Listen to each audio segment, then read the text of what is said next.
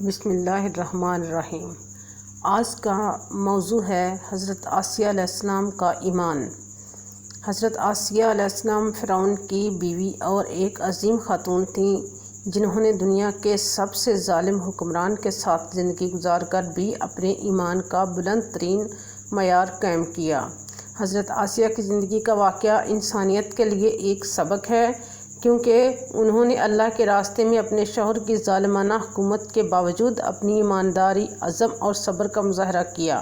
حضرت آسیہ کی زندگی میں سب سے اہم واقعہ اس وقت کا ہے جب انہوں نے فرعون کے ظلم و جبر کی حکومت کو دیکھ کر اس کا ساتھ دینے کی بجائے اللہ کے ساتھ اپنے تعلق کو مضبوط کیا۔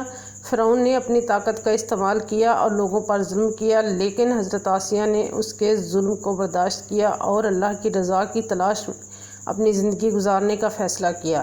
ایک دن حضرت آسیہ نے اللہ کے پیغمبروں کی باتیں سنی اور اس بات کا علم ہوا کہ اللہ ہی برحق ہے، تو انہوں نے اپنی زندگی کا رخ بدل لیا۔ فرعون کی سلطنت میں رہتے ہوئے حضرت آسیہ نے اپنے ایمان کو چھپایا اور اللہ کی عبادت، اس کا راز اب تک فرعون سے پوشیدہ تھا۔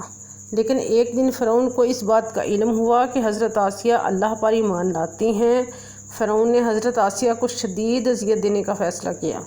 اس نے ان پر مختلف قسم کے ظلم ڈھائے، ان کو زندہ دفن کرنے کی دھمکیاں دیں اور کئی مرتبہ ان کو جسمانی طور پر تکلیف پہنچانے کی کوشش کی، لیکن حضرت آسیہ نے کبھی بھی اپنے ایمان سے پیچھے ہٹنے کا نام نہیں لیا۔ وہ ہمیشہ اللہ کی رضا اور آخروی زندگی کی کامیابی کی دعا کرتی رہیں۔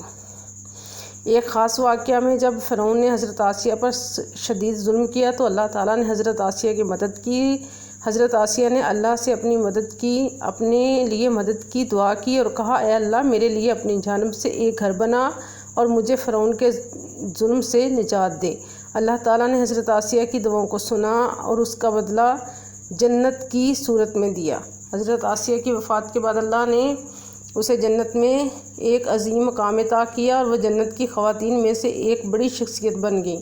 حضرت آسیہ کی زندگی ہمیں سکھاتی ہے کہ ایمان اور صبر کے ساتھ اگر انسان اللہ کی رضا کی کوشش کرے تو دنیا اور آخرت میں کامیابیاں ملتی ہیں، چاہے اس کے سامنے دنیا کی سب سے بڑی مشکلات ہی کیوں نہ ہوں۔ حضرت آسیہ کا واقعہ ہمیں یہ سکھاتا ہے کہ ایمان کی طاقت انسان کو کسی بھی ظلم کے سامنے سرنگوں نہیں ہونے دیتی اور وہ اللہ کی مدد سے بڑی مشکلات کو پار کر سکتا ہے۔ سبحان اللہ۔